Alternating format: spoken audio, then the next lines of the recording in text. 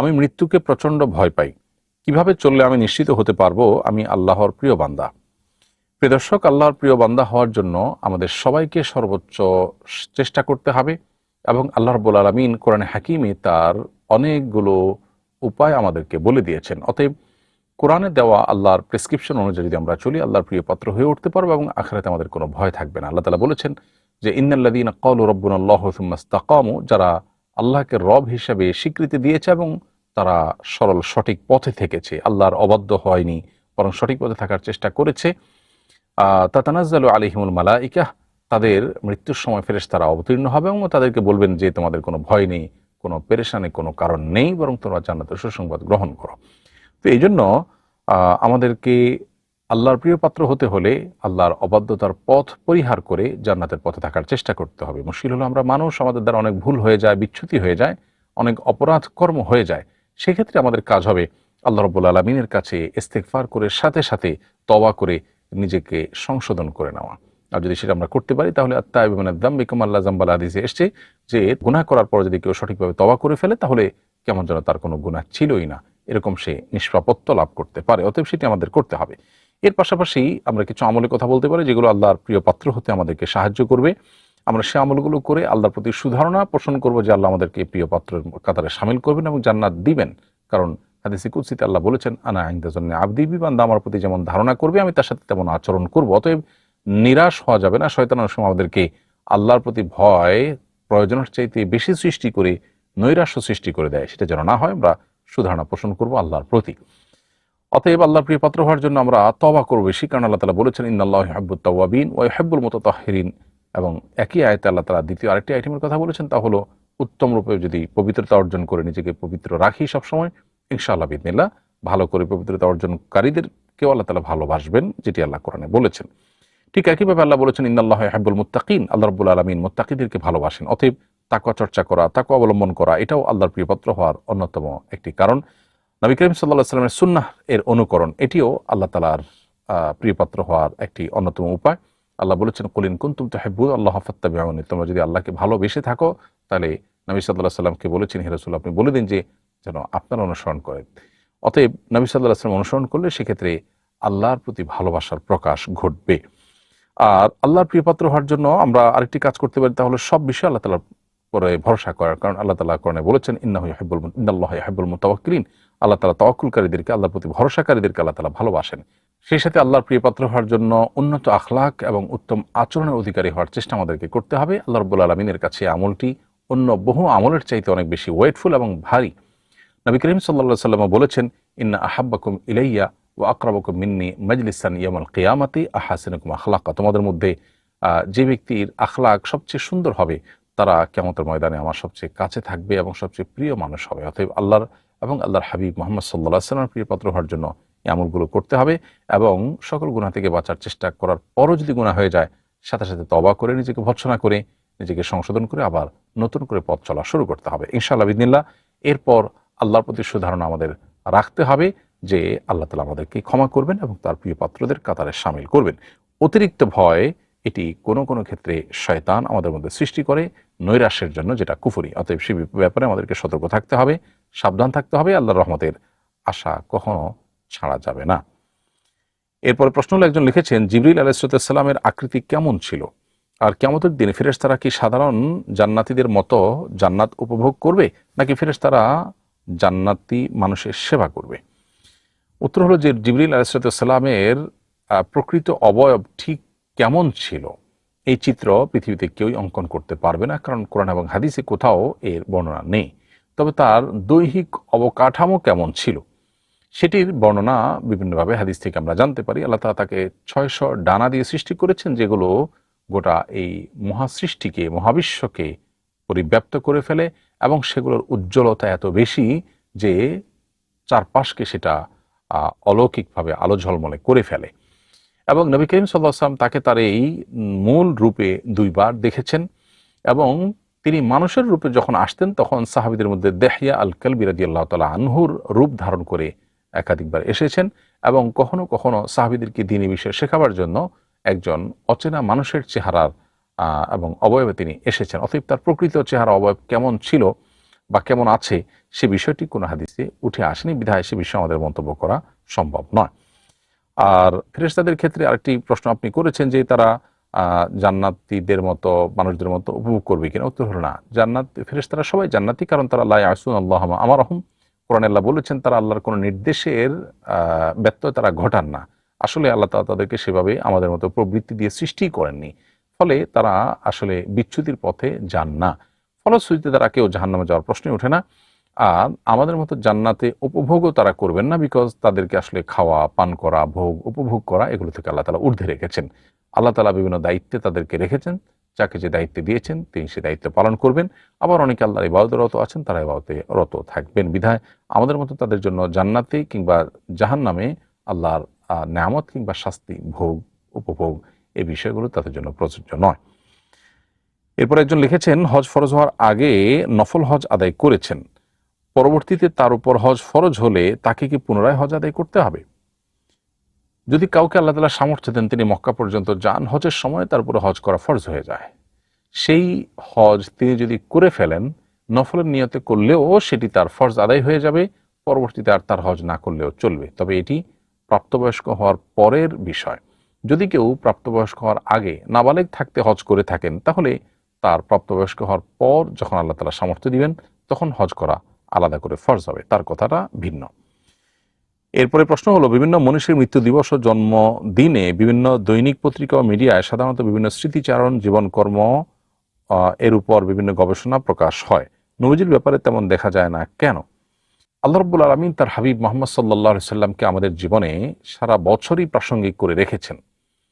এজন্য আমাদের প্রতিটি চলাফেরা প্রতিটি পদক্ষেপ নবী আলাইহিস সালামের সুন্নাহর আলোকে হতে হয়। সেজন্য তাকে প্রতিনিয়ত আমাদের জানতে হয়, তার জীবন চরিত্র প্রতিনিয়ত আমাদের চর্চা করতে হয়। অন্য 10 জন মানুষের মতো নয় যে তাদের জীবন নবী সাল্লাল্লাহু আলাইহি সাল্লামের জীবনের মতো এতটা প্রাসঙ্গিক। ফলে অন্যদের বছরে একবার বিশেষ সময় একবার স্মরণ করা হলেও নবী সাল্লাল্লাহু আলাইহি সাল্লামকে বছরে একবার বিশেষ সময়ে স্মরণ করবার নির্দেশনা নয়, বরং ইসলাম আমাদেরকে নির্দেশনা দিয়েছে সারা বছর তাকে স্মরণ করবার জন্য। অতএব তার প্রতি আমরা আমাদের যে কর্তব্যগুলো আছে সেগুলো আদায় করব, এবং কোনো আনুষ্ঠানিকতার মধ্য দিয়ে তার প্রতি কর্তব্য আদায় করা সম্ভব নয়, বরং অন্তঃস্থল থেকে তাকে ভালোবেসে তার অনুকরণ করা অনুসরণ করা এবং তাকে আদর্শ হিসাবে গ্রহণ করা, তাকে সর্বোচ্চ ভালোবাসা দেওয়া, এগুলো আমাদের কর্তব্য। সে কাজগুলো আমরা করে যাব। এটি দুনিয়ার আনুষ্ঠানিকতা বা ঘটা কিংবা কোনো বিশেষ কিছু বছরে একদিন বিশেষ সময়ে একদিন পরিপালন করার মধ্য দিয়ে তার প্রতি কর্তব্য আদায় হবে না। বিধায় তার সাথে অন্যদের বিষয়টি একেবারেই পার্থক্য পরিষ্কার। এরপর একজন লিখেছেন, নামাজে ঝিমুনি আসছিল, অসতর্কতা বশত ইমামের আগে সালাম ফিরিয়ে ফেলেছি, কিন্তু সাথে সাথে মনে আসায় সতর্ক হয়ে যাই, পরবর্তীতে ইমামের সাথে পুনরায় সালাম ফিরাই, আমার নামাজ হয়েছে কিনা? যদি আপনি অসতর্কতা বশত ইমামের আগে সালাম ফিরিয়ে ফেলেন, আপনার নামাজ হয়ে গেছে। ইমামের আগে ইচ্ছাকৃতভাবে যদি কেউ সালাম ফিরিয়ে ফেলেন তাহলে তিনি গুনাহগার হন, মাকরুহ হয়, কিন্তু তার নামাজ হয়ে যায়। আর যেহেতু আপনার ইচ্ছার বাইরে হয়ে গেছে, আশা করা যায় আল্লাহ তাআলা আপনাকে ক্ষমা করবেন আর নামাজও বিশুদ্ধ হয়ে যাবে। এরপরে প্রশ্ন হলো, রাসূল করিম সাল্লাল্লাহু আলাইহি সাল্লামের উসিলায় আল্লাহর কাছে দোয়া করলে কি শিরক হবে? উত্তর হলো না, নবী করিম সাল্লাল্লাহু আলাইহি সাল্লামের উসিলায় আল্লাহর কাছে দোয়া করলে শিরক হবে না। এটাই হলো উলামায়ে আহনাফের বক্তব্য, যদিও অনেক উলামায়ে কেরাম নবী সাল্লাল্লাহু আলাইহি সাল্লামের উসিলায় শিরক করার ব্যাপারে নিষেধাজ্ঞা আরোপ করে থাকেন। এরপরে প্রশ্ন হলো, আমি একজন জেনারেল শিক্ষিত মানুষ, নবীজির জীবনী পড়ব ভাবছি, কিন্তু আমি জানি না কোন জীবনী গ্রন্থ বেশি বিশুদ্ধ, আমাকে একটি সিরাত গ্রন্থের তালিকা দিন। আপনি সফিউর রহমান মুবারকপুরি রহমতুল্লাহি আলাইহির লেখা আর রাহিক আল মাখতুম পড়তে পারেন, যেটা বাংলা ইংলিশে বিভিন্নভাবে অনুবাদ হয়ে গেছে। নবী রহমত পড়তে পারেন, যেটি সৈয়দ আবুল হাসান আলী আন-নদভী রহমতুল্লাহি আলাইহির লেখা। সেই সাথে আপনি সৈয়দ সুলাইমান আন-নদভী রহিমাহুল্লাহ তার লেখা খুতুবাতে মাদ্রাজ, এটিরও বাংলা অনুবাদ হয়ে গেছে। অসাধারণ একটি সিরাতের গ্রন্থ, সেটি আপনি পড়তে পারেন। এর পাশাপাশি ডক্টর আলী সাল্লাবির মুহাম্মদ সাল্লাল্লাহু আলাইহি সাল্লামের জীবনী সিরাত গ্রন্থ সম্ভবত 3 ভলিউমে, সেটি পড়তে পারেন। আরও অনেকগুলো ভালো ভালো সিরাত গ্রন্থ বাংলা এবং বিভিন্ন ভাষায় আছে, আপনি যেটা উপযোগী মনে হয় সেই সিরাত গ্রন্থ পড়তে পারেন। আমি যে কয়টা বলেছি এসবগুলি মোটামুটি অথেন্টিক এবং বেশ গ্রহণযোগ্য এবং যথাযথ সিরাত গ্রন্থ হিসাবে আপনি এর থেকে যে কোনো একটিকে গ্রহণ করতে পারেন। এরপরে প্রশ্ন হলো, ছোটবেলা থেকে স্বপ্ন ছিল আইএসএসবি দিয়ে সেনাবাহিনীর অফিসার হব, কিন্তু জানতে পারি আমি কালার ব্লাইন্ডনেসে আক্রান্ত, যার বর্তমানে কোনো চিকিৎসা নেই। এখন কিভাবে আল্লাহর কাছে দোয়া করলে আমি সুস্থ হতে পারি, যেহেতু আল্লাহর কাছে কোনো কিছুই অসম্ভব নয়, তাই এই অবস্থা আমার করণীয় কি? প্রিয় দর্শক, আপনি আল্লাহ রাব্বুল আলামিনের কাছে কায়মন বাক্যে দোয়া করবেন। দোয়া কবুলের যে বিশেষ সময়গুলো আছে সেই সময়গুলোতে স্পেশালি, যেমন ভোর রাত তাহাজ্জুদের সময় তাহাজ্জুদের নামাজ পড়ে আল্লাহর কাছে কায়মন বাক্যে আপনি দোয়া পেশ করবেন। সেই সাথে ৫ ওয়াক্ত সালাতের পর পূর্ণ মনোযোগের সাথে আল্লাহর কাছে আপনার চাওয়া পেশ করবেন। এবং দোয়া কবুলের অনেকগুলো স্থান, কাল, পাত্র আছে। সেই স্থান, কাল, পাত্রগুলোতে যদি আপনি দোয়া করেন, আশা করা যায় আল্লাহ রাব্বুল আলামিন আপনার সেই দোয়া কবুল করবেন। বিধায় দোয়া অব্যাহত রাখেন এবং নিরাশ হওয়া যাবে না। এবং সেই সাথে আল্লাহ তাআলা যাই ফয়সালা করবেন সেটাকে সন্তুষ্ট চিত্তে মেনে নেওয়ার মানসিকতা থাকতে হবে, যেটা আমাদের ঈমান এর দাবি। এরপর একজন লিখেছেন, আত্মীয়দের মধ্যে বিবাহ বন্ধনে আবদ্ধ হওয়া কি ভালো না খারাপ? ইসলামের দৃষ্টিভঙ্গি কি? প্রিয় দর্শক, আত্মীয় দুই প্রকার, মাহরাম, গায়রে মাহরাম। মাহরাম যে আত্মীয়রা, যাদের সাথে মূলত দেখা দেওয়া জায়েজ এবং বিবাহ বন্ধনে আবদ্ধ হওয়া হারাম, যেমন বাবা মা, ভাই বোন, সন্তান সন্ততি, এরকম একেবারে ক্লোজ যে আত্মীয়, যাদেরকে মাহরামের তালিকায় রেখেছে শরিয়াত, সেরকম আত্মীয়দের সাথে বিবাহ বন্ধনে আবদ্ধ হওয়া তো হারাম। আর তারা ছাড়া বাকি যে আত্মীয়রা আছেন তাদের সাথে বিবাহ বন্ধনে আবদ্ধ হওয়াটা, এটি আপেক্ষিক বিষয়। কখনো ভালো হতে পারে, কখনো অনুত্তম হতে পারে। এটি নির্ভর করে সার্বিক অবস্থার উপরে। এমনও হতে পারে যে আত্মীয়ের চাইতে অনাত্মীয় অনেক বেশি দিনদার, অনেক বেশি ভালো, অতএব সেক্ষেত্রে অনাত্মীয়কে বিয়ে করা উত্তম হবে। আবার হতে পারে যে আত্মীয় বেশি উত্তম দিনদারিতার ক্ষেত্রে, তখন তাদেরকে বিয়ের জন্য সিলেক্ট করা বেশি উত্তম হতে পারে। অর্থাৎ বিয়ের ক্ষেত্রে আত্মীয় অনাত্মীয় নয়, বরং দেখতে হবে দিনদারিতাটা কার মধ্যে কত বেশি। তাহলে সেক্ষেত্রে সেটা নবী সাল্লাল্লাহু আলাইহি ওয়াসাল্লামের রেকমেন্ডেড আদর্শ বিয়ে হবে। আর এমনিতে আপনি স্বাস্থ্যগত বিষয় যদি বিবেচনা করে প্রশ্ন করে থাকেন, তাহলে সেক্ষেত্রে সংশ্লিষ্ট বিষয়ে যারা বিশেষজ্ঞ ডাক্তার আছেন, গবেষক আছেন, তারা বলতে পারবেন যে নিকট আত্মীয়দের মধ্যে কারোর সাথে বিবাহ বন্ধনে আবদ্ধ হওয়ার কোনো স্বাস্থ্যগত বা সন্তান জন্ম হওয়া না হওয়ার বিষয়ে কোনো রিস্ক আছে কিনা, সেটি আমাদের সাবজেক্ট নয়। এরপরে প্রশ্ন হলো, নবুয়তের আগে এবং পরে নবীজি সাল্লাল্লাহু আলাইহি সাল্লামের পূর্ণাঙ্গ জীবন কি শরীয়তের দলিল? নবী করিম সাল্লাল্লাহু আলাইহি সাল্লামের নবুয়ত পূর্ববর্তী জীবন এটি শরীয়তের দলিল নয়। তবে নবুয়ত পূর্ববর্তী জীবনে আল্লাহ রাব্বুল আলামিন তাকে কোনো ধরনের মানুষ যে সমস্ত অন্যায় অনাচারে লিপ্ত হয় বা হতো সে সময়, সেগুলো থেকে আল্লাহ তাআলা তাকে পরিপূর্ণ পবিত্র রেখেছেন। কোনো খারাপ কাজ, মন্দ কাজ নবুয়তের আগেও তার দ্বারা সংগঠিত হয়নি। নবুয়ত পরবর্তী জীবনে নবী সাল্লাল্লাহু আলাইহি সাল্লাম যা বলেছেন, করেছেন, সেগুলো আমাদের জন্য শরিয়া, সেগুলো আমাদের জন্য পালনীয়। এর মধ্যে কোনোটি যদি মানসুখ হয়ে যায়, রহিত হয়ে থাকে, সেটার কথা ভিন্ন, সেটা শরিয়ার অংশ হবে না। আর যদি কোনোটি নবী সাল্লাল্লাহু আলাইহি সাল্লামের জন্য স্পেশাল হয়ে থাকে, তাহলে সেটা তার জন্য খাস হবে, সেটি আমাদের জন্য পালনীয় হবে না বা আমাদের শরিয়ার অংশ হবে না। এরপরে একজন লিখেছেন, পরিবারের সবাই প্রায় বন্ধা, এমন পরিবার থেকে বিয়ের প্রস্তাব এসেছে, এছাড়া সব পছন্দ হয়েছে, বিয়ে কি করব? আপনার সুপরামর্শ কামনা করছি। মৌলিকভাবে একজন মুসলিম তো বেশি বেশি সন্তান প্রসব করে এরকম ফ্যামিলিতে বিয়ে করার চেষ্টা করবে। যদি কোনো ক্ষেত্রে এমন হয় যে বন্ধা পরিবার বা বন্ধা মানুষ তাকে কেউ বিয়ে করতে চায় না, সেক্ষেত্রে আপনি তার প্রতি অনুগ্রহ করে বিয়ে করতে চান, তাহলে সেক্ষেত্রে সেটা ভিন্ন বিষয়, নিয়তের কারণে সেটি উত্তম হতে পারে। তবে স্বাভাবিক অবস্থাতে একজন মুসলিম তিনি চাইবেন তার অনেক সন্তান সন্ততি হবে, যারা আল্লাহর বান্দা বান্দিগি করবে এবং আল্লাহর বান্দা হয়ে উঠবে। এবং সেই জন্য নবী সাল্লাল্লাহু আলাইহি ওয়াসাল্লাম বলেছেন, তাজাওয়াজুল ওয়াদুদ আল ওয়ালুদ, যে ফ্যামিলিতে বেশি বেশি সন্তান হয় সেই ফ্যামিলিতে তোমরা বিয়ে শাদী করো।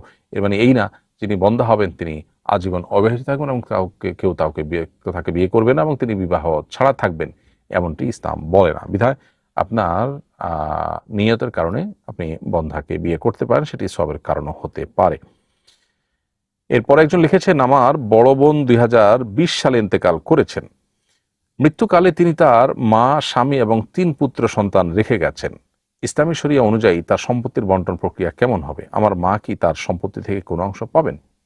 হ্যাঁ, আপনার মা তার সম্পত্তি থেকে অংশ পাবেন। যেহেতু তার সন্তান সন্ততি ছিল, সেজন্য তার রেখে যাওয়া টোটাল সম্পদের মধ্যে আপনার মা পাবেন 6 ভাগের 1 ভাগ। 6 ভাগের 1 ভাগ মানে হলো 16.67% শতকরা। আর যেহেতু তিনি স্বামী রেখে গেছেন, স্বামী পাবেন হলো 4 ভাগের 1 ভাগ বা 25% শতকরা। এবং অবশিষ্ট যে 3 জন ছেলে আছে শুধুমাত্র, তারা সমান হারে বাকি যা থাকবে সেটা পেয়ে যাবে। অর্থাৎ প্রত্যেক ছেলে মোট সম্পদের 19.44% করে পাবেন। এ বিষয়ে আপনি আরো বিস্তারিত জানার জন্য বা লিখিতভাবে উত্তর নেওয়ার জন্য কোনো ফতোয়া বিভাগে দেখা করে যদি আপনি মিরাস এর বন্টন বা পরিত্যক্ত সম্পদের বন্টন এর বিষয়ে তাদের কাছে আবেদন করেন, ইনশাআল্লাহ তারা আপনাকে ডিটেল লিখে দিবেন। এরপরে প্রশ্ন একজন লিখেছেন, কাউকে রুমাল হাদিয়া দিলে শত্রুতা সৃষ্টি হয়, এ কথা কি সঠিক? না, এরকম কোনো কথা কোরআন অথবা হাদিসের কোথাও বর্ণিত হয়নি। এটি সম্পূর্ণ ভিত্তিহীন কথা। বরং হাদিসে এসেছে যে হাদিয়া আদান প্রদান করলে মানুষের মধ্যে ভালোবাসার সৃষ্টি হয়। নবী সাল্লাল্লাহু আলাইহি ওয়াসাল্লাম বলেছেন, তাহাদু তাহাবু, তোমরা পরস্পরকে হাদিয়া বা উপহার আদান প্রদান করো, তাহলে তোমাদের পরস্পরের মধ্যে ভালোবাসা সৃষ্টি হবে।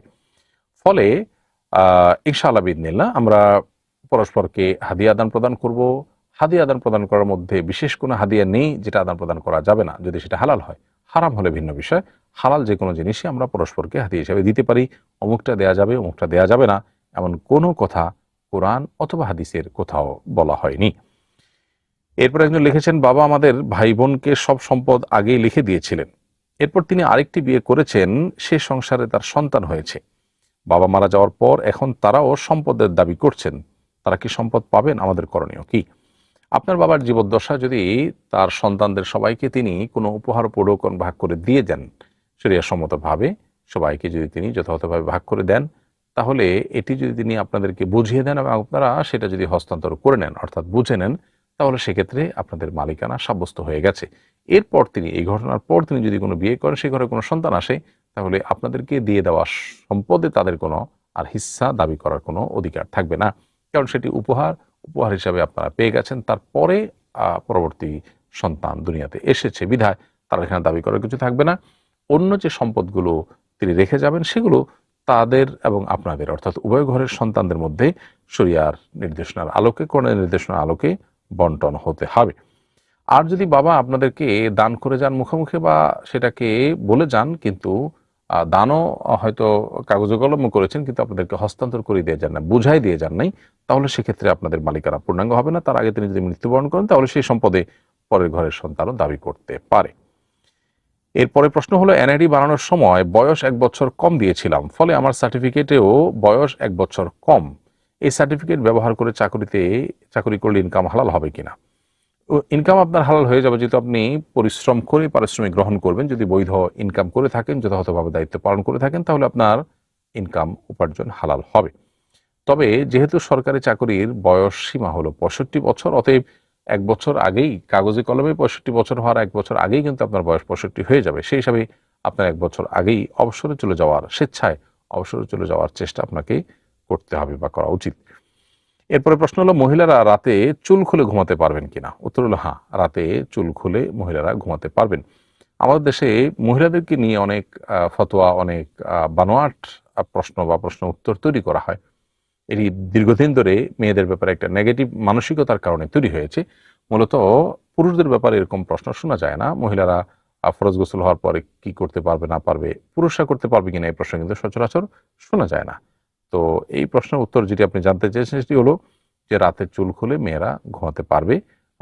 তারা পরপুরুষের সামনে পর্দা মেনটেন করতে হবে, কিন্তু ঘরোয়া পরিবেশে তারা তাদের মতো করে বসবাস করতে পারবেন।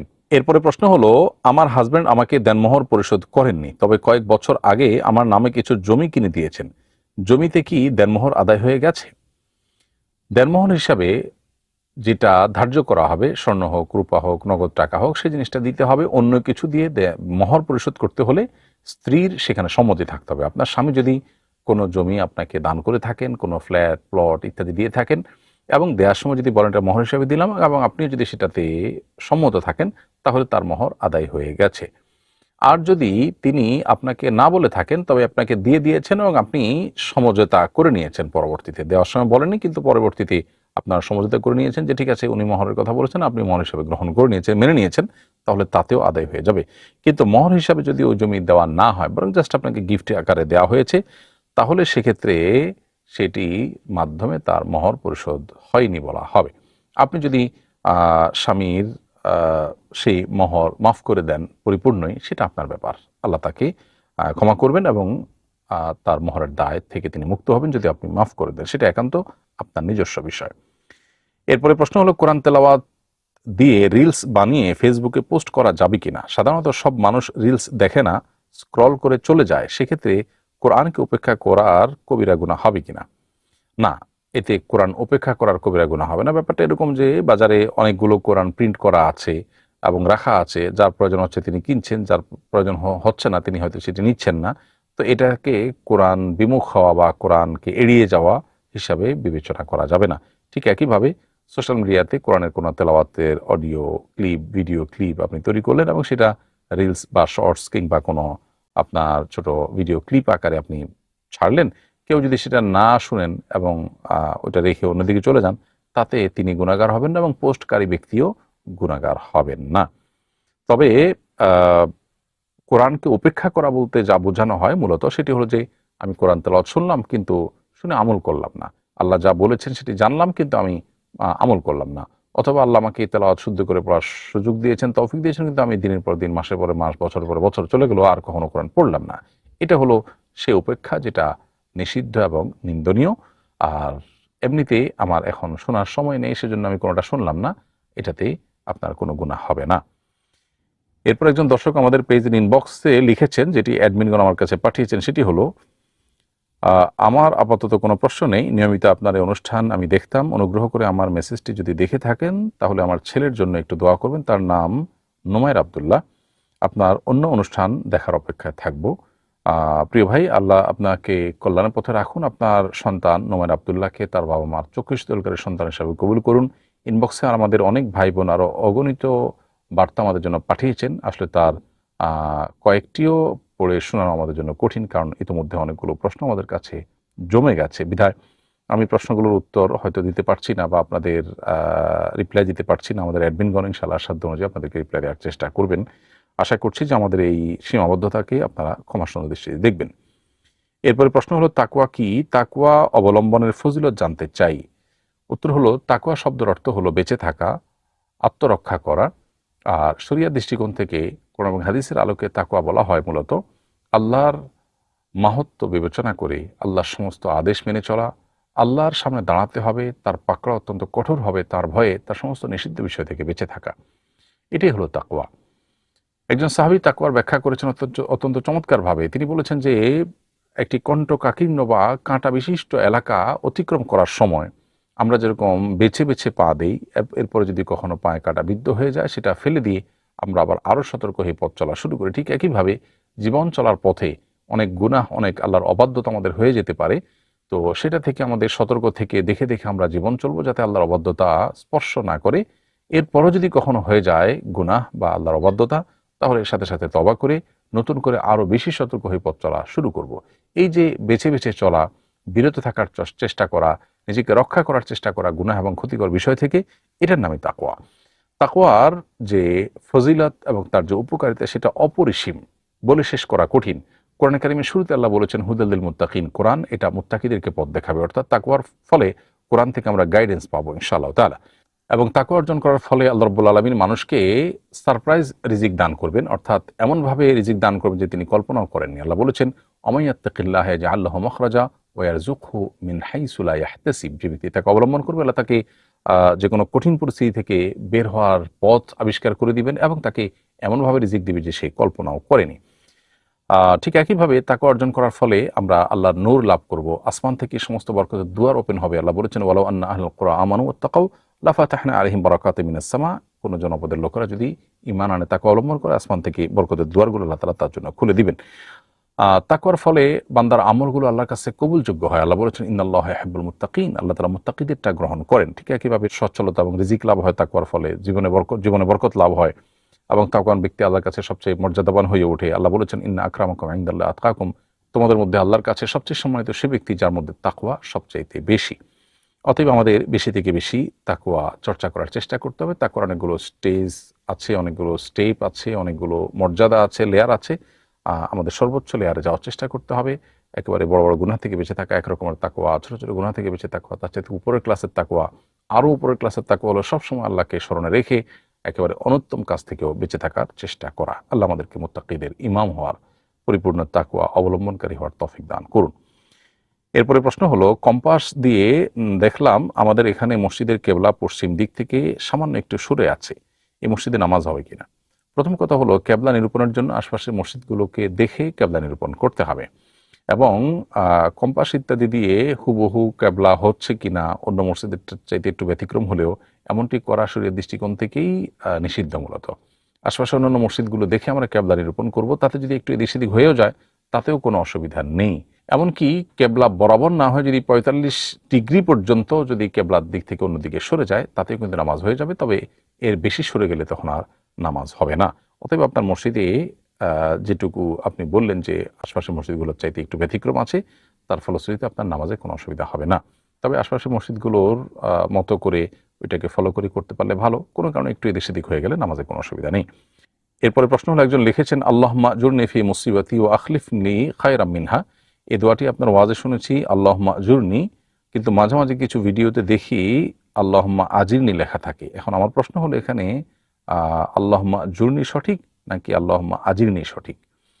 প্রিয় দর্শক, এর উত্তর হলো যে আল্লাহুম্মা আজুরনি যেটি আপনি শুনেছেন সেটি সঠিক হবে, আল্লাহুম্মা আজিরনি নয়।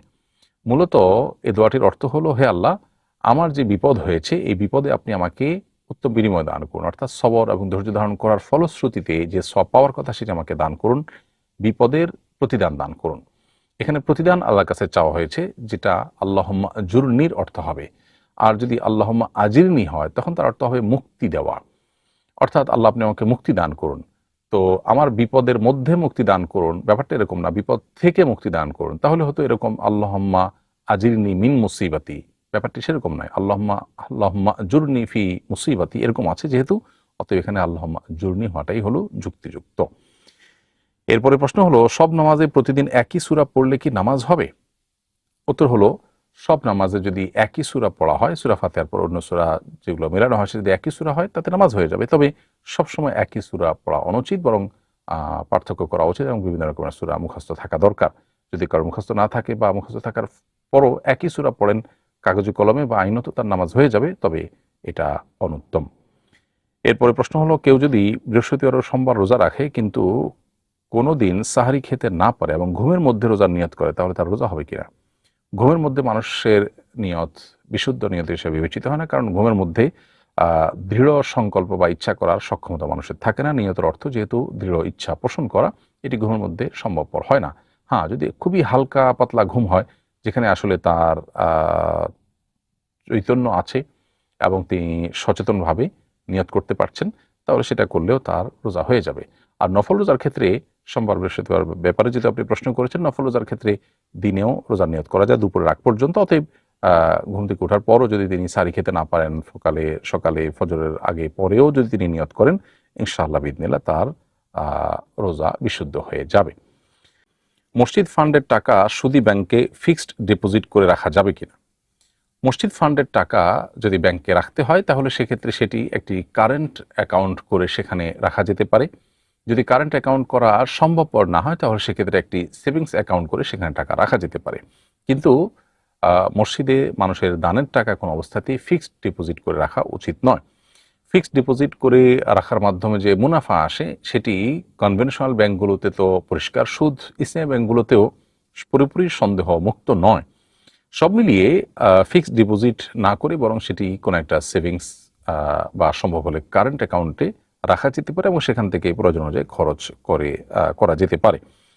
আর যে সমস্ত ব্যাংকে সেভিংস বা কারেন্ট অ্যাকাউন্ট করে আপনি টাকা রাখবেন সেগুলো যেন ইসলামী ব্যাংকিং ফলো করে, সেরকম কোনো ব্যাংক অথবা কোনো কনভেনশনাল ব্যাংকের যদি কোনো ইসলামী ব্যাংকিং উইং থাকে সেখানে যেন অ্যাকাউন্ট ওপেন করা হয়। কারণ মানুষের দানের টাকা কোনোভাবে সুদের ধারে কাছেও যেন যেতে না পারে বা সুদের সাথে যেন মিশ্রিত না হয়, সেজন্য সাধ্য মোতাবেক চেষ্টা করা মসজিদ কর্তৃপক্ষের কর্তব্য। অতএব এই কাজটি করতে হবে। সেই সাথে যদি কোনো মুনাফা আসে সেই মুনাফাটা সাদাকা করে দেওয়া যেতে পারে দানকারীদের তরফ থেকে কোনো গরিব দুঃখীদেরকে।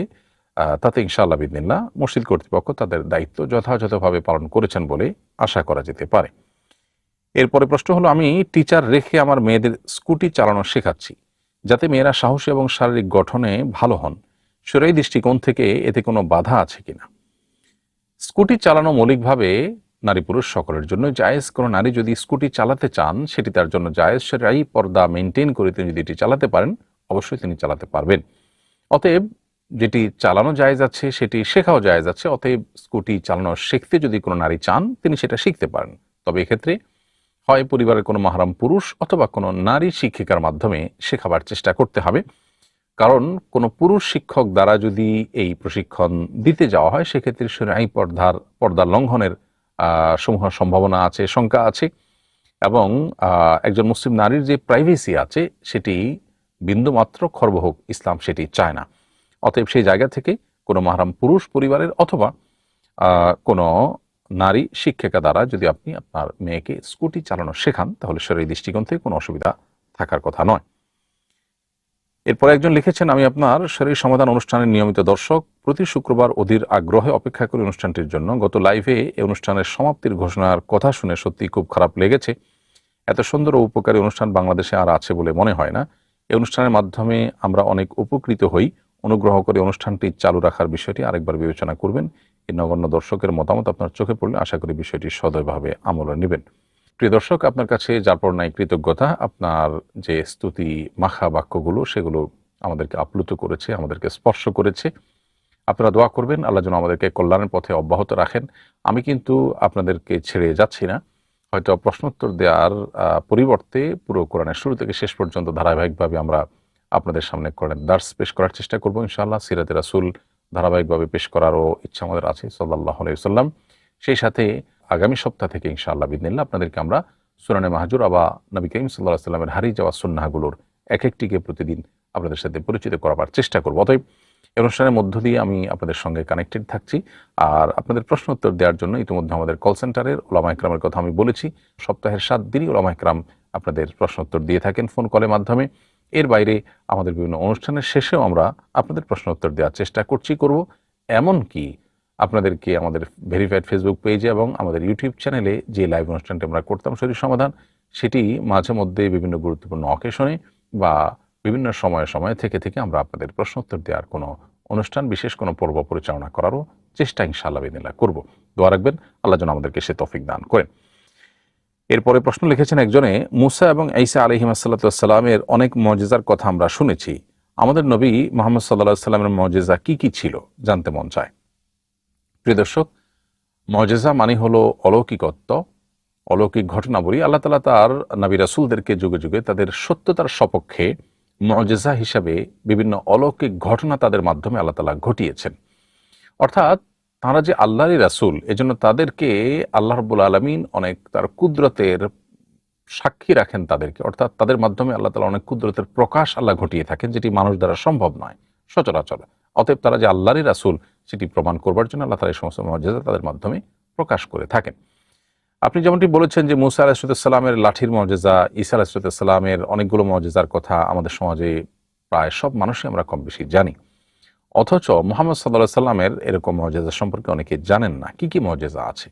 এর উত্তর হলো যে সর্বপ্রথম সবচেয়ে বড় মুজিজা হলো নবী করিম সাল্লাল্লাহু আলাইহি সাল্লামকে আল্লাহ তাআলা যে কোরআন দিয়েছেন সেটি।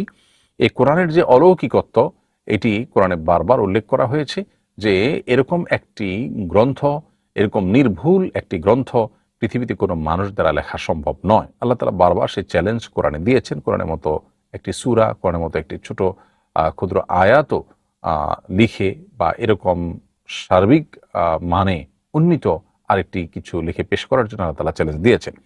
অতএব কোরআন নবী সাল্লাল্লাহু আলাইহি সাল্লামের সবচেয়ে বড় মুজিজা বলা যেতে পারে।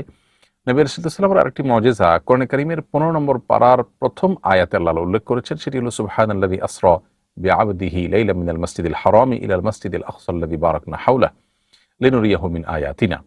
এই আয়াতে আল্লাহ তাআলা বলেছেন যে আল্লাহ রাব্বুল আলামিন একটি রাতের কিছু অংশেই মসজিদে হারাম থেকে মসজিদে আকসা, মক্কা থেকে সুদূর ফিলিস্তিনের মসজিদে আকসা পর্যন্ত আল্লাহ তাআলা নবী করিম সাল্লাল্লাহু আলাইহি ওয়াসাল্লামকে রাত্রিকালীন ভ্রমণ করিয়েছেন।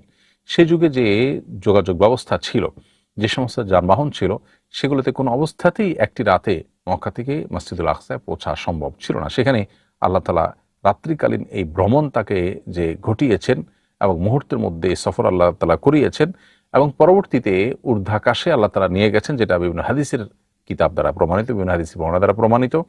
এই ইসরা নবী সাল্লাল্লাহু আলাইহি সাল্লামের জীবনের অন্যতম একটি বড় মুজিজা বা অলৌকিকত্ব। বিধায় এই অলৌকিকত্ব বা এই মুজিজা এটিও নবী করিম সাল্লাল্লাহু আলাইহি সাল্লামের জীবনের গুরুত্বপূর্ণ একটি ঘটনা, যেটি তার নবুয়তকে প্রমাণ করে এবং তার অলৌকিকত্বর একটা গুরুত্বপূর্ণ দিক। এরপর নবী করিম সাল্লাল্লাহু আলাইহি সাল্লামের আরেকটি মুজিজার কথা আমরা বলতে পারি, যেটি আব্দুল্লাহ ইবনে ওমর রাদিয়াল্লাহু তাআলা বর্ণনা করেছেন, তিরমিজিতে বর্ণিত হচ্ছে। তা হলো চাঁদ দ্বিখণ্ডিত হয়ে যাওয়া। নবী সাল্লাল্লাহু আলাইহি সাল্লামের হাতের ইশারায় চাঁদ দ্বিখণ্ডিত হয়ে দুপাশে সরে গিয়ে পরে আবার সেটা জোড়া লেগেছে। সরে যাওয়ার পর নবী করিম সাল্লাল্লাহু আলাইহি সাল্লাম বলেছেন, ইশহাদু, তোমরা সাক্ষী থাকো যে আল্লাহ তাআলা আমাকে যে মুজিজা দিয়েছেন, অলৌকিকতা দিয়েছেন, তার মাধ্যমে এই চাঁদ দুপাশে পৃথক হয়ে গেছে এবং সেটি আবার পরবর্তীতে জোড়া লেগেছে। এটি ছিল তার আরেকটি মুজিজা। ঠিক একইভাবে তার হাতে অল্প খাবারে অনেক বেশি মানুষ খেতে পারতেন, যেটা অস্বাভাবিক ছিল। যেমন খন্দকের যুদ্ধের সময় একজন সাহাবী নবী সাল্লাল্লাহু আলাইহি ওয়াসাল্লামকে দাওয়াত দিয়েছেন এবং সামান্য খাবার ছিল, যেটা অল্প কয়েকজনের হবে, অথচ নবী সাল্লাল্লাহু আলাইহি ওয়াসাল্লাম পুরো বাহিনীকে দাওয়াত দিয়েছেন এবং সবাই খেয়েছে, এরপরেও সে খাবার থেকেছে। এটি নবী সাল্লাল্লাহু আলাইহি ওয়াসাল্লামের অলৌকিকত্ব বা তার মুজিজা সমূহের মধ্যে থেকে আরেকটি। এরকম ঘটনা তার জীবনে আরো বহুবার ঘটেছে। ঠিক একইভাবে পানির স্বল্পতার সময় নবী সাল্লাল্লাহু আলাইহি ওয়াসাল্লাম এর দুই আঙ্গুলের মধ্যবর্তী জায়গা থেকে পানির বের হওয়ার ঘটনা এবং ব্যাপক পরিমাণে পানি সেখান থেকে উৎসারিত হওয়ার ঘটনাও কিন্তু নবী সাল্লাল্লাহু আলাইহি ওয়াসাল্লামের জীবনে ঘটেছে, সেটিও একটি মুজিজা। সেই সাথে নবী সাল্লাল্লাহু আলাইহি ওয়াসাল্লামের জীবনে আরেকটি মুজিজা ছিল যে তিনি মিম্বর তৈরি হওয়ার আগে একটি খেজুর গাছের সাথে হেলান দিয়ে তারপর তিনি খুতবা দিতেন। তো খেজুর গাছের উপর ভর করে বা খেজুর গাছের সাহায্য নিয়ে তিনি যে খুতবা দিতেন, মিম্বর তৈরি হওয়ার পর সেটি যখন সরিয়ে ফেলা হলো, তখন সবাইকে অবাক করে দিয়ে সেই গাছ থেকে কিছুটা কান্নার আওয়াজ আসতে লাগলো এবং নবী সাল্লাল্লাহু আলাইহি ওয়াসাল্লাম সেটিকে হাত ধরে স্পর্শ করে সান্ত্বনা দিয়ে তার কান্না থামিয়েছিলেন। বিষয়টি বিভিন্ন বিশুদ্ধ হাদিসের আলোকে প্রমাণিত হয়েছে। নবী রাসূলুল্লাহ সাল্লাল্লাহু আলাইহি ওয়াসাল্লামের যুগে এই অলৌকিক এবং অস্বাভাবিক ঘটনা তার হাত দিয়ে আল্লাহ তাআলা ঘটিয়েছেন। এটি তার মুজিজাগুলোর মধ্যে থেকে একটি। এরকম আরো বহু মুজিজা নবী করিম সাল্লাল্লাহু আলাইহি ওয়াসাল্লামের জীবনে ছিল, যেগুলো তার আল্লাহর নবী এবং রাসূল হওয়ার সপক্ষে অনেক বড় সাক্ষী এবং প্রমাণ হিসাবে আমাদের কাছে আজও বিভিন্ন হাদিসের কিতাবে, কোরআন কারীমের বিভিন্ন ছত্রে ছত্রে উল্লেখিত হয়েছে বা রয়েছে।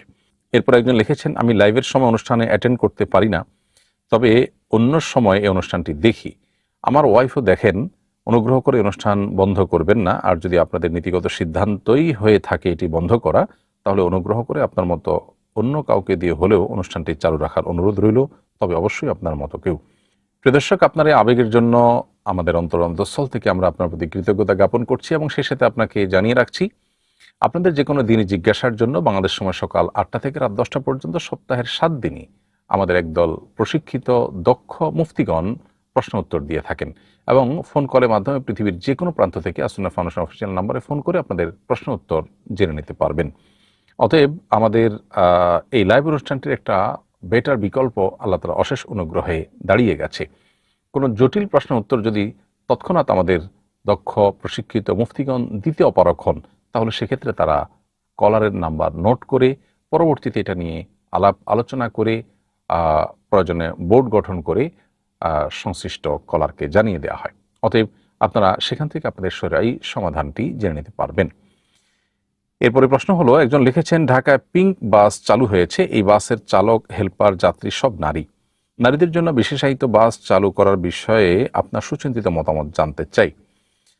নারীদের যে প্রাইভেসি আছে, তাদের যে নিরাপত্তার বিষয়টি আছে, সব বিবেচনায় তাদের জন্য আলাদা বাস চালু করার উদ্যোগ সন্দেহাতীতভাবে প্রশংসনীয়।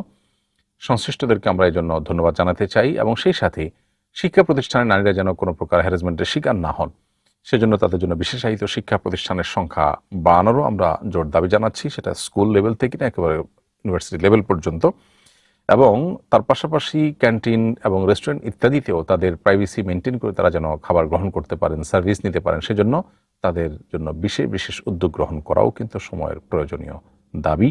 আমি আশা করব সংশ্লিষ্ট কর্তৃপক্ষরা এই বিষয়গুলোতে মনোযোগ দিবেন এবং আবারও ধন্যবাদ জানাই যে মেয়েদের জন্য আলাদা বাস সার্ভিস করে সন্দেহাতীতভাবে মেয়েদের নিরাপত্তা, তাদের প্রাইভেসি রক্ষা করার একটি গুরুত্বপূর্ণ কাজ আঞ্জাম দেওয়া হয়েছে।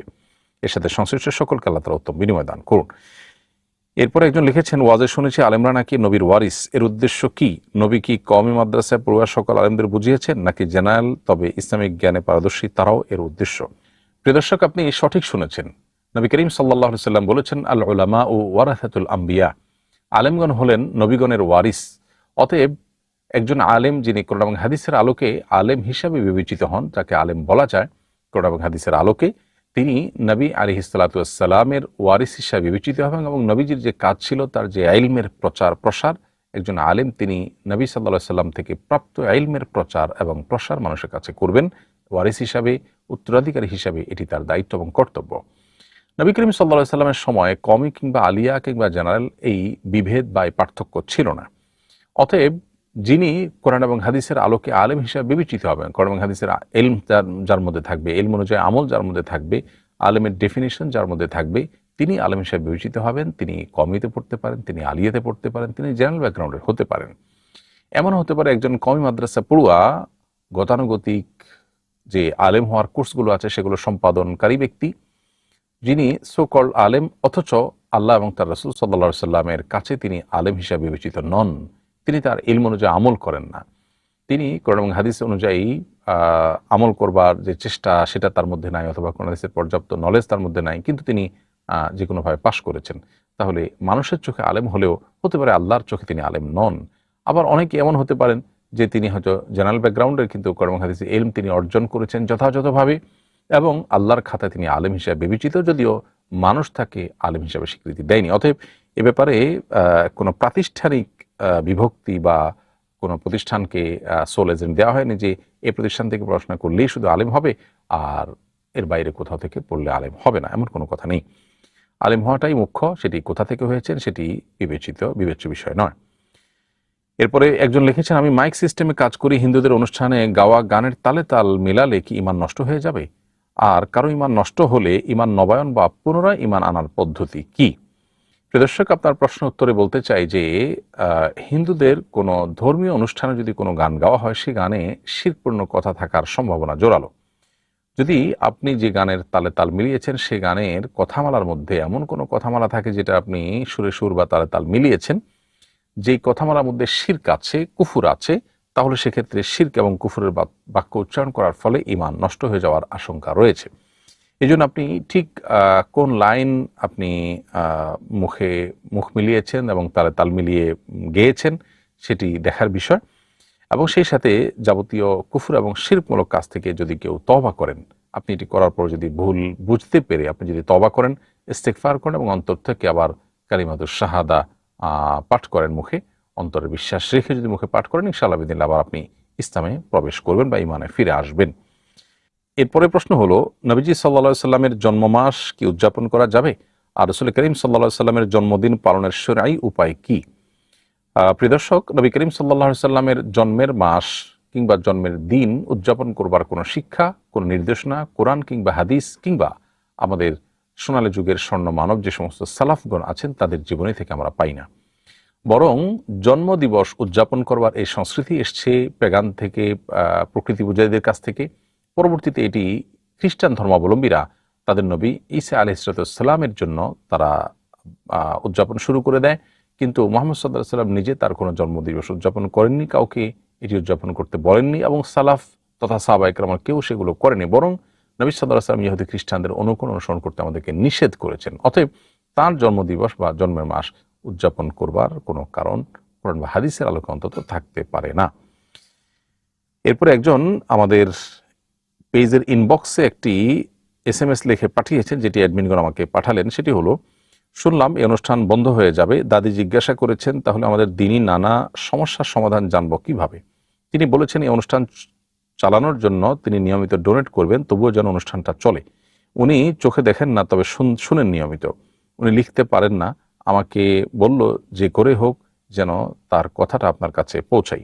কোনো মাধ্যম পাচ্ছি না, অনুগ্রহ করে আমার মেসেজটা চোখে পড়লে উত্তর দেবেন। প্রিয় দর্শক, আমি আপনার এবং আপনার দাদির প্রতি কৃতজ্ঞতা প্রকাশ করছি। আপনার দাদিকে আমার সালাম জানাবেন এবং সেই সাথে তাকে দোয়া করতে বলবেন এবং তাকে বলবেন যে অর্থের স্বল্পতার কারণে অনুষ্ঠানটি বন্ধ হচ্ছে এমন নয়, বরং এই অনুষ্ঠানের অনেক ভালো বিকল্প দাঁড়িয়ে গেছে এবং সেই সাথে আমার অন্যান্য ব্যস্ততা বেড়েছে, এই কারণেই মূলত অনুষ্ঠানটি আমরা বন্ধ করছি।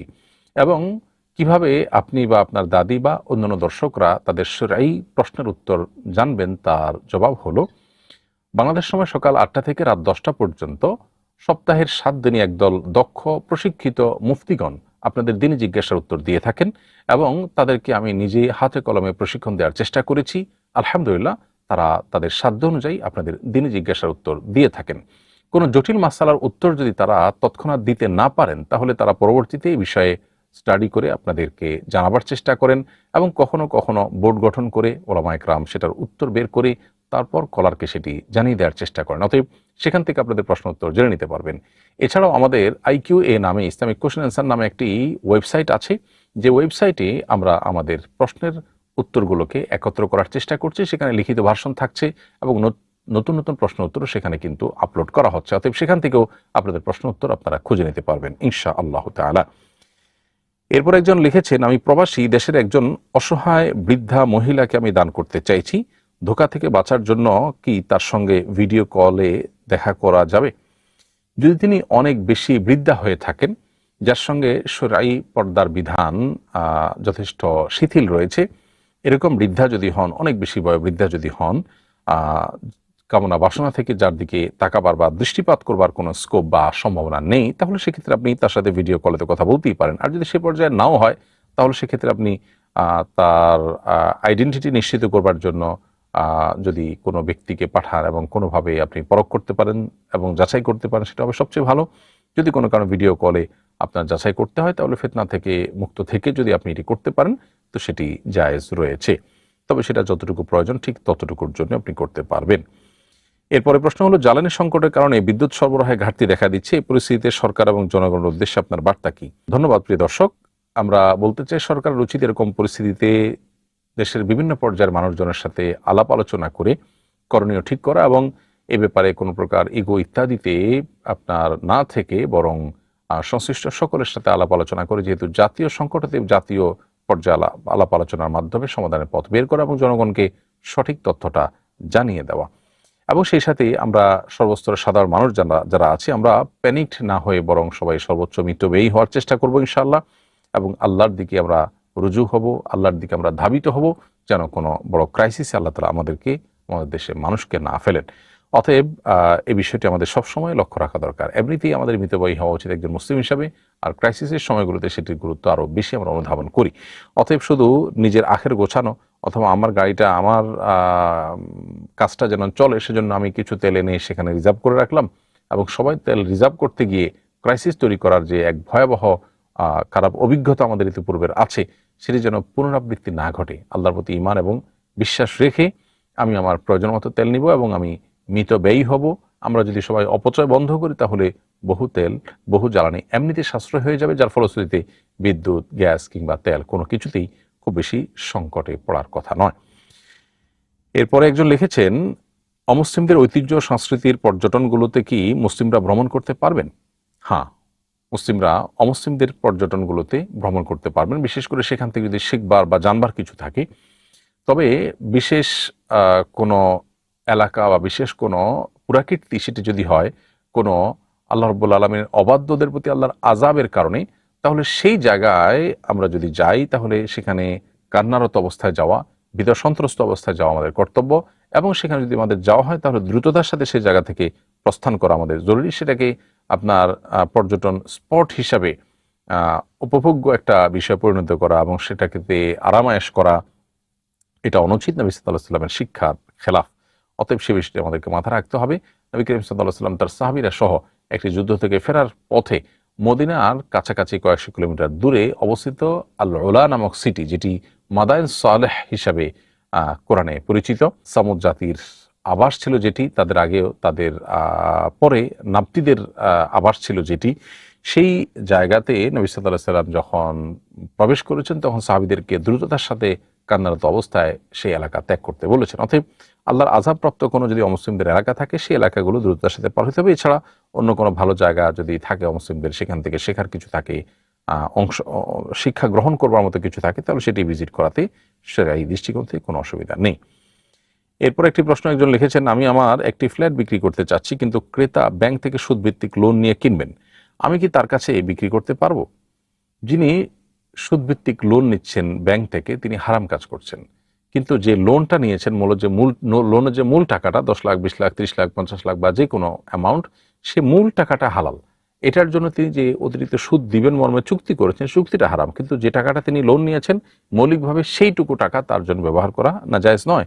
অতএব সেই টাকা দিয়ে যদি আপনার ফ্ল্যাট বা আপনার বাড়ি বা আপনার অ্যাসেট তিনি ক্রয় করেন, তাহলে শরীয়ী দৃষ্টিকোণ থেকে তিনি সেটি করতে পারেন এবং আপনি তার কাছে সেটি বিক্রি করতে পারেন। তবে হ্যাঁ, তিনি যে সুদি লোন নিয়েছেন, তার জন্য তিনি কবিরা গুনাহে লিপ্ত হয়েছেন, সেটা ভিন্ন কথা, এবং তার জন্য আল্লাহর কাছে দায়ী হতে হবে। বাট তার লোনের মূল টাকাটা দিয়ে সে কোনো কিছু কিনতে চাইলে একজন বিক্রেতা হিসেবে আপনি তার কাছে বিক্রি করতে পারবেন, তাতে শরীয়ী দৃষ্টিকোণ থেকে কোনো অন্যায় হবে না বা কোনো গুনাহের কাজ হবে না। এরপর একজন লিখেছেন, নারীদের জন্য পিঙ্ক বাস চালু হয়েছে, এই গাড়ি ড্রাইভিং করবেন নারীরাই, নারীদের ড্রাইভিং করার শরঈ বিধান কি? সৌদি আরবে প্রথম নারীদেরকে ড্রাইভিং এর অনুমতি দেওয়ার পর আমাদের দেশের আলেমদের অনেকে বিষয়টি সমালোচনা করেছেন। এ বিষয়ে আমরা ইসলামের বিধান জানতে আগ্রহী। কোনো নারী যদি কোনো বাস চালাতে চান, কোনো গাড়ি চালাতে চান, মৌলিকভাবে সেটি শরঈ দৃষ্টিকোণ থেকে কোনো হারাম বিষয় নয়। তবে নারী হিসাবে তিনি নিজে যখন চলবেন, বাইসাইকেলে হোক, মোটরসাইকেলে হোক, বাসে হোক, যখন চলবেন কিংবা ড্রাইভিং সিটে থাকবেন, সর্বাবস্থা তাকে শরিয়ার পর্দার বিষয়টিকে মাথায় রেখে চলতে হবে। বিধায় পর্দা বিষয়টিকে মেনটেন করে তিনি এটা করতে পারেন। দ্বিতীয়ত, নারীদের গাড়ি চালাবার জন্য একটি শর্ত হলো যে সফরের দূরত্ব যদি হয় তাহলে সেক্ষেত্রে তার সাথে মাহরাম থাকতে হবে। সেটা তিনি গাড়ি না চালিয়ে গিয়ে যদি গাড়িতে আরোহী হিসাবে যান তখন একই কথা প্রযোজ্য। নবী সাল্লাল্লাহু আলাইহি ওয়াসাল্লাম বলেছেন, লা তুসাফিরুল মারআতু ইল্লা মা আযি মাহরামিন, কোনো নারী মাহরাম ছাড়া সফর করতে পারবেন না। তার সাথে তার সেফটি, তার সিকিউরিটি, তার প্রাইভেসি এটি যেন রক্ষা হয়, সেজন্য একজন মাহরাম পুরুষকে সাথে রাখার নির্দেশনা দেওয়া হয়েছে। অতএব সফরের দূরত্বে যদি কোনো নারী ড্রাইভিং করে যান তাহলে তার জন্য এই শর্ত রয়েছে। আর সেটি যদি না হয় তাহলে 10, 20, 30, 40 কিলোমিটারের মধ্যে তিনি যদি গাড়ি চালনা করেন এবং তার মাধ্যমে জীবিকা নির্বাহ করেন তাহলে সেটা শরীর দৃষ্টিকোণ থেকে জায়েজ আছে। তবে সেটি করতে গিয়ে যেন পর্দার ব্যাঘাত না ঘটে, শরীর পর্দা যেন মেনটেন থাকে, সেই জিনিসটি তাকে বিশেষভাবে লক্ষ্য করতে হবে। মসজিদ ফান্ডের টাকা সুদী ব্যাংকে ফিক্সড ডিপোজিট করে রাখা যাবে কিনা? মসজিদ ফান্ডের টাকা যদি ব্যাংকে রাখতে হয় তাহলে সেক্ষেত্রে সেটি একটি কারেন্ট অ্যাকাউন্ট করে সেখানে রাখা যেতে পারে। যদি কারেন্ট অ্যাকাউন্ট করা সম্ভবপর না হয় তাহলে সেক্ষেত্রে একটি সেভিংস অ্যাকাউন্ট করে সেখানে টাকা রাখা যেতে পারে। কিন্তু মসজিদে মানুষের দানের টাকা কোনো অবস্থাতেই ফিক্সড ডিপোজিট করে রাখা উচিত নয়। ফিক্সড ডিপোজিট করে রাখার মাধ্যমে যে মুনাফা আসে সেটি কনভেনশনাল ব্যাংকগুলোতে তো পরিষ্কার সুদ, ইসলামী ব্যাংকগুলোতেও পুরোপুরি সন্দেহ মুক্ত নয়। সব মিলিয়ে ফিক্সড ডিপোজিট না করে বরং সেটি কোনো একটা সেভিংস বা সম্ভব হলে কারেন্ট অ্যাকাউন্টে রাখা যেতে পারে এবং সেখান থেকে প্রয়োজন অনুযায়ী খরচ করা যেতে পারে। আর যে সমস্ত ব্যাংকে সেভিংস বা কারেন্ট অ্যাকাউন্ট করে আপনি টাকা রাখবেন সেগুলো যেন ইসলামী ব্যাংকিং ফলো করে, সেরকম কোনো ব্যাংক অথবা কোনো কনভেনশনাল ব্যাংকের যদি কোনো ইসলামী ব্যাংকিং উইং থাকে সেখানে যেন অ্যাকাউন্ট ওপেন করা হয়। কারণ মানুষের দানের টাকা কোনোভাবে সুদের ধারে কাছেও যেন যেতে না পারে বা সুদের সাথে যেন মিশ্রিত না হয়, সেজন্য সাধ্য মোতাবেক চেষ্টা করা মসজিদ কর্তৃপক্ষের কর্তব্য। অতএব এই কাজটি করতে হবে। সেই সাথে যদি কোনো মুনাফা আসে সেই মুনাফাটা সাদাকা করে দেওয়া যেতে পারে দানকারীদের তরফ থেকে কোনো গরিব দুঃখীদেরকে। তাতে ইনশাআল্লাহ বিদিনিল্লাহ মসজিদ কর্তৃপক্ষ তাদের দায়িত্ব যথাযথভাবে পালন করেছেন বলে আশা করা যেতে পারে। এরপরে প্রশ্ন হলো, আমি টিচার রেখে আমার মেয়েদের স্কুটি চালানো শেখাচ্ছি যাতে মেয়েরা সাহসী এবং শারীরিক গঠনে ভালো হন, শরীয়ী দৃষ্টিকোণ থেকে এতে কোনো বাধা আছে কিনা? স্কুটি চালানো মৌলিকভাবে নারী পুরুষ সকলের জন্য জায়েজ। কোনো নারী যদি স্কুটি চালাতে চান সেটি তার জন্য জায়েজ। শরীয়ী পর্দা মেনটেন করে তিনি যদি এটি চালাতে পারেন অবশ্যই তিনি চালাতে পারবেন। অতএব যেটি চালানো জায়েজ আছে সেটি শেখাও জায়েজ আছে। অতএব স্কুটি চালানো শিখতে যদি কোনো নারী চান তিনি সেটা শিখতে পারেন। তবে এক্ষেত্রে হয় পরিবারের কোনো মাহরাম পুরুষ অথবা কোনো নারী শিক্ষিকার মাধ্যমে শেখাবার চেষ্টা করতে হবে।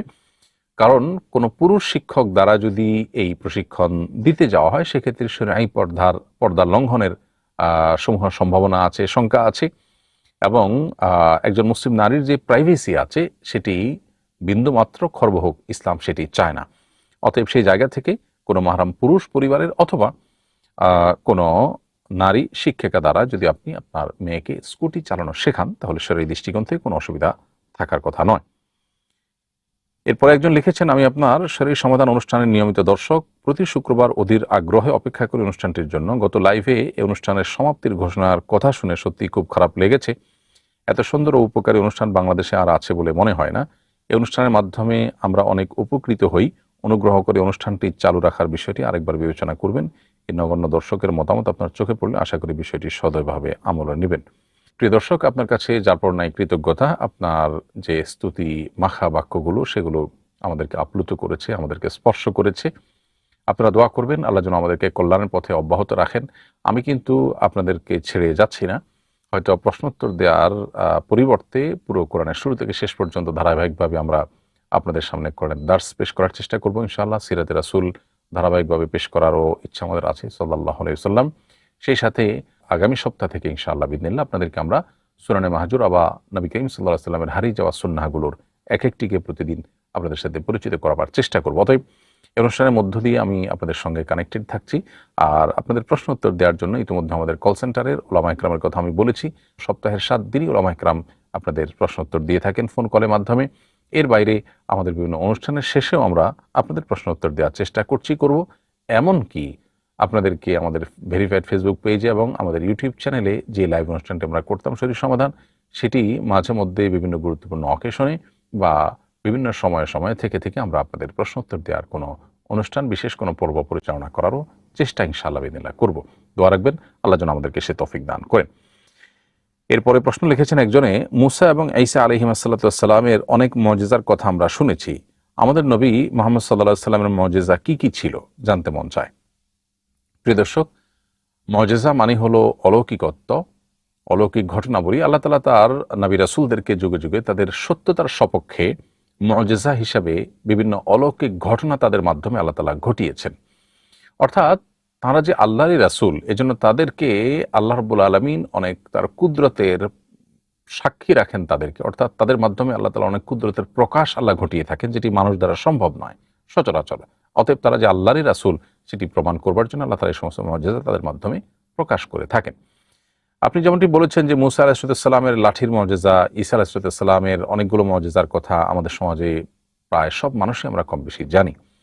অথচ মুহাম্মদ সাল্লাল্লাহু আলাইহি সাল্লামের এরকম মুজিজা সম্পর্কে অনেকে জানেন না কি কি মুজিজা আছে। এর উত্তর হলো যে সর্বপ্রথম সবচেয়ে বড় মুজিজা হলো নবী করিম সাল্লাল্লাহু আলাইহি সাল্লামকে আল্লাহ তাআলা যে কোরআন দিয়েছেন সেটি। এই কোরআনের যে অলৌকিকত্ব, এটি কোরআনে বারবার উল্লেখ করা হয়েছে যে এরকম একটি গ্রন্থ, এরকম নির্ভুল একটি গ্রন্থ পৃথিবীতে কোনো মানুষ দ্বারা লেখা সম্ভব নয়। আল্লাহ তাআলা বারবার সেই চ্যালেঞ্জ কোরআনে দিয়েছেন। কোরআনের মতো একটি সূরা, কোরআনের মতো একটি ছোট ক্ষুদ্র আয়াতও লিখে বা এরকম সার্বিক মানে উন্নীত আরেকটি কিছু লিখে পেশ করার জন্য আল্লাহ তাআলা চ্যালেঞ্জ দিয়েছেন। অতএব কোরআন নবী সাল্লাল্লাহু আলাইহি সাল্লামের সবচেয়ে বড় মুজিজা বলা যেতে পারে। নবী রাসূলুল্লাহ সাল্লাল্লাহু আলাইহি ওয়াসাল্লামের আরেকটি মুজিজা কোরআন কারীমের 15 নম্বর পারার প্রথম আয়াতে আল্লাহ উল্লেখ করেছেন, সেটি হলো সুবহানাল্লাযী আসরা বিআবদিহি লাইলাম মিনাল মাসজিদিল হারামি ইলাল মাসজিদিল আকসা আল্লাযী বারাকনা হাওলা লিনুরিয়াহু মিন আয়াতিনা। এই আয়াতে আল্লাহ তাআলা বলেছেন যে আল্লাহ রাব্বুল আলামিন একটি রাতের কিছু অংশেই মসজিদে হারাম থেকে মসজিদে আকসা, মক্কা থেকে সুদূর ফিলিস্তিনের মসজিদে আকসা পর্যন্ত আল্লাহ তাআলা নবী করিম সাল্লাল্লাহু আলাইহি সাল্লামকে রাত্রিকালীন ভ্রমণ করিয়েছেন। সে যুগে যে যোগাযোগ ব্যবস্থা ছিল, যে সমস্ত যানবাহন ছিল, সেগুলোতে কোনো অবস্থাতেই একটি রাতে মক্কা থেকে মসজিদুল আকসায় পৌঁছা সম্ভব ছিল না। সেখানে আল্লাহ তাআলা রাত্রিকালীন এই ভ্রমণ তাকে যে ঘটিয়েছেন এবং মুহূর্তের মধ্যে সফর আল্লাহ তাআলা করিয়েছেন এবং পরবর্তীতে ঊর্ধ্বাকাশে আল্লাহ তাআলা নিয়ে গেছেন, যেটা বিভিন্ন হাদিসের কিতাব দ্বারা প্রমাণিত, বিভিন্ন হাদিসের বর্ণনা দ্বারা প্রমাণিত। এই ইসরা নবী সাল্লাল্লাহু আলাইহি সাল্লামের জীবনের অন্যতম একটি বড় মুজিজা বা অলৌকিকত্ব। বিধায় এই অলৌকিকত্ব বা এই মুজিজা এটিও নবী করিম সাল্লাল্লাহু আলাইহি সাল্লামের জীবনের গুরুত্বপূর্ণ একটি ঘটনা, যেটি তার নবুয়তকে প্রমাণ করে এবং তার অলৌকিকত্বর একটা গুরুত্বপূর্ণ দিক। এরপর নবী করিম সাল্লাল্লাহু আলাইহি সাল্লামের আরেকটি মুজিজার কথা আমরা বলতে পারি, যেটি আব্দুল্লাহ ইবনে ওমর রাদিয়াল্লাহু তাআলা বর্ণনা করেছেন, তিরমিজিতে বর্ণিত হচ্ছে, তা হলো চাঁদ দ্বিখণ্ডিত হয়ে যাওয়া। নবী সাল্লাল্লাহু আলাইহি সাল্লামের হাতের ইশারায় চাঁদ দ্বিখণ্ডিত হয়ে দুপাশে সরে গিয়ে পরে আবার সেটা জোড়া লেগেছে। সরে যাওয়ার পর নবী করিম সাল্লাল্লাহু আলাইহি সাল্লাম বলেছেন, ইশহাদু, তোমরা সাক্ষী থাকো যে আল্লাহ তাআলা আমাকে যে মুজিজা দিয়েছেন, অলৌকিকত্ব দিয়েছেন, তার মাধ্যমে এই চাঁদ দুপাশে পৃথক হয়ে গেছে এবং সেটি আবার পরবর্তীতে জোড়া লেগেছে। এটি ছিল তার আরেকটি মুজিজা। ঠিক একইভাবে তার হাতে অল্প খাবারে অনেক বেশি মানুষ খেতে পারতেন, যেটা অস্বাভাবিক ছিল। যেমন খন্দকের যুদ্ধের সময় একজন সাহাবী নবী সাল্লাল্লাহু আলাইহি সাল্লামকে দাওয়াত দিয়েছেন এবং সামান্য খাবার ছিল, যেটা অল্প কয়েকজনের হবে, অথচ নবী সাল্লাল্লাহু আলাইহি সাল্লাম পুরো বাহিনীকে দাওয়াত দিয়েছেন এবং সবাই খেয়েছে, এরপরেও সে খাবার থেকেছে। এটি নবী সাল্লাল্লাহু আলাইহি সাল্লামের অলৌকিকত্ব বা তার মুজিজা সমূহের মধ্যে থেকে আরেকটি। এরকম ঘটনা তার জীবনে আরো বহুবার ঘটেছে। ঠিক একইভাবে পানির স্বল্পতার সময় নবী সাল্লাল্লাহু আলাইহি সাল্লাম এর 2 আঙ্গুলের মধ্যবর্তী জায়গা থেকে পানি বের হওয়ার ঘটনা এবং ব্যাপক পরিমাণে পানি সেখান থেকে উৎসারিত হওয়ার ঘটনাও কিন্তু নবী সাল্লাল্লাহু আলাইহি সাল্লামের জীবনে ঘটেছে। সেটিও একটি মুজিজা। সেই সাথে নবী সাল্লাল্লাহু আলাইহি সাল্লামের জীবনে আরেকটি মুজিজা ছিল যে তিনি মিম্বর তৈরি হওয়ার আগে একটি খেজুর গাছের সাথে হেলান দিয়ে তারপর তিনি খুতবা দিতেন।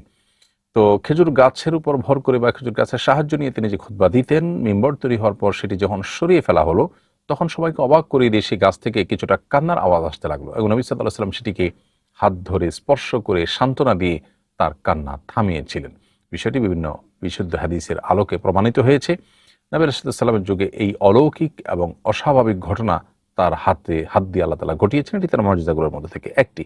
এরকম আরো বহু মুজিজা নবী করিম সাল্লাল্লাহু আলাইহি সাল্লামের জীবনে ছিল, যেগুলো তার আল্লাহর নবী এবং রাসূল হওয়ার সপক্ষে অনেক বড় সাক্ষী এবং প্রমাণ হিসাবে আমাদের কাছে আজও বিভিন্ন হাদিসের কিতাবে, কোরআন কারীমের বিভিন্ন ছত্রে ছত্রে উল্লেখিত হয়েছে বা রয়েছে।